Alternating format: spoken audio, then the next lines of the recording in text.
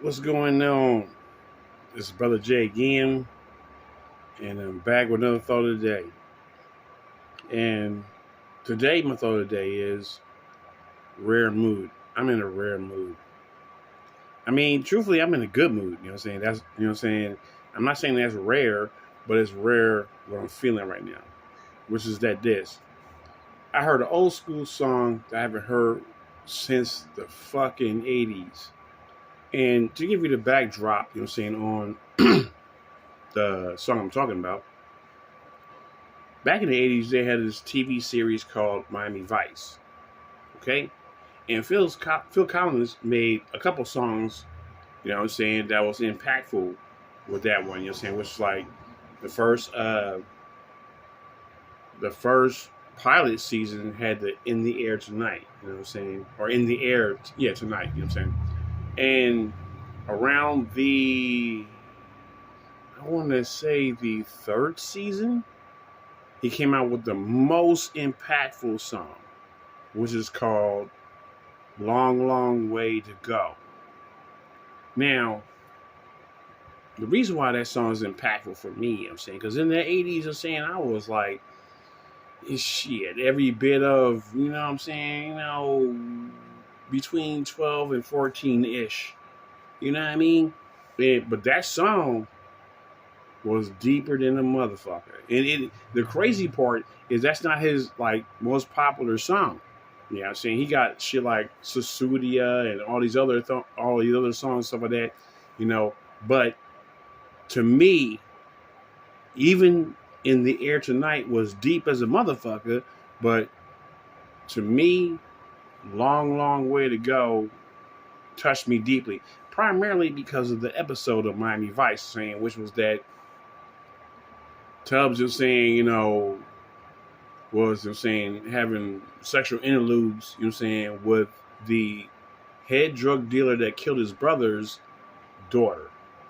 You know what I mean? So she showed up like, oh, we got a kid now and shit, you know what I'm saying? And he's like, what? What? I didn't know we had a kid and shit. So, you know what I'm saying? But then she has a brother that's trying to carry out his father's vendetta of killing Tubbs and stuff like that.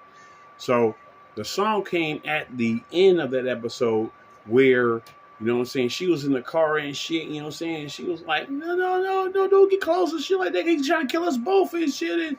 And, beep, blam, she blew up. So now he's thinking in his head that his son and the woman he had, you know what I'm saying, the interlude with is dead. You know what I'm saying?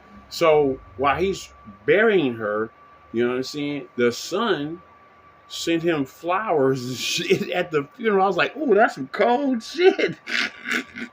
you know? So he was like, yeah, you know what I'm saying? The condolences, motherfucker, you know what I'm saying? So I was like, oh, that's a cold maneuver. Now, when you mix that, they did this perfectly. When you mix that, you know what I'm saying, scenario in with that song, it was deep as fuck. Now, if you doubt me, just do me a favor. You know what I'm saying? Just look on YouTube and type in Phil Collins, Long, Long Way to Go, Miami Vice scene. And it's probably like about I would say between 4 minutes of a video. But when you see the video and please get subtitles so you can read what he's singing to that scene, oh, that was deep as fuck. Oh, it was deep as fuck. You know what I'm saying? I mean, there's some things that really touched me, you know what I'm saying? And people are actually surprised, like, what? You talking about Phil Collins and shit? Yeah. You know what I'm saying? In the 80s and stuff like that, I was just limited to one point of view. You know what I'm saying? I mean, hip hop was my main jam and stuff like that. Oldies was my supreme number one shit, but I didn't limit myself to just those genre of musics. You know what I'm saying? So, but that Phil Collins, it touches me even to the day. You know what I'm saying? Because there's some musics that when you hear them, you know what I'm saying, that reminds you of a certain scenario or love scenery that you was into, or a heartbreak or something. It reminds you of something. But this song right here, man, you know what I'm saying? I don't care if motherfuckers clown me from now to doomsday and shit like that. You know what I'm saying? That's one of my favorite songs from Phil Collins and shit. You know, long, long way to go. That is a deep song, especially when you read it along with the lyrics and stuff like that. You like, and then you seeing the video that they showing with the Miami Vice, you're saying scenery and shit. See, you know, right now I'm nostalgic. You know what I'm saying? I'm in nostalgic mode. You know what I mean? And you know, I love being in this mode. You know what I'm saying? Because you know what I'm saying, this is one of these times saying where I have a legit reason to smile, especially in this world of darkness today. You know what I'm saying? With all the chaos that's going on, man. Let me say this to y'all. If you have any reason to put a smile on your face, allow that to happen. Don't fight against it. Don't resist it. Don't say, well, it was just because this circumstance right here. No. Just go along with it. Let it happen. Because in this life, you're saying there's very few times that you have a reason to legitly, from the soul, smile. You know what I mean? So this is not going to be a long thought of the day. You know what I'm saying? It was just, you know what I'm saying, I was just feeling, I was in my feelings today, you know what I'm saying? For real, you know what I'm saying? Because, you know, when I accidentally clicked on the song, but when I clicked on it, I was like, it took me right back to the 80s. You know what I'm saying? It took me back to when I first saw that scenery. And I ain't going to front. Nigga, I ain't going to front. Nigga, if anybody out there can watch that scene from Miami Vice and hear this song in the background and don't get a little bit choked up, I ain't gonna say you're gonna come out with full tears and shit, you know what I'm saying? But if you don't get a little bit choked up, you're not human. You're an AI. You know what I'm saying? Straight up. You know what I mean? Now, if you doubt me, like I said, look it up for yourself. You know what I'm saying? So that's what I'm saying. It's like, you know, when I finally heard that song, you're saying, you know, yesterday is when I heard the song, you're saying, when I clicked on bikes, I was like, ooh. And it took me back in that mind frame, back in the 80s and shit like that, when I was a youngster, when it really was impactful at that time. You're saying, because a lot of people don't understand, Miami Vice was really popular in the 80s. And it was reflecting the drug scenery down in Miami. So they was telling kind of truths, but exaggerating certain things. You know what I'm saying? So it was a hand-in-hand marriage with that one. But that's the reason why that, you know what I'm saying, scenery was so fucking good, you know what I'm saying, as far as a TV show. You know what I'm saying? And especially when I was trapped in the house, when my mom's going to look at fucking... Okay, so Miami Vice came on at nighttime on Fridays. So at that time, it was like Knots Landing. It was Dallas. And it was, what other show was it? It was Knots Landing, Dallas. And I can't remember that other one. Because it was 3 of these soap operas at nighttime in a row.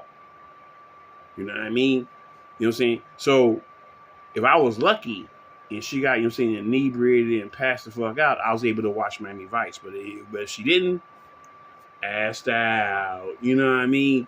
So, but the point I'm getting is that, you know what I'm saying, when the few times I was able to watch that, you know what I'm saying, you know what I'm saying, there was some musics that they played in the background, you know what I'm saying, that enhanced the scenery a lot, you know. John Hammer, you know what I'm saying, really, you know what I'm saying, came through with a lot of these, you know what I'm saying, Miami Vice season soundtracks, you know what I'm saying? So, but this one right here, though, it stood out among all the other songs he made. It stood up the most to me because that was the deepest scenery to me, you know what I'm saying? Because I guess ideology, you know what I'm saying, since I was like, at the time I probably was like 14, maybe 15, you know what I'm saying?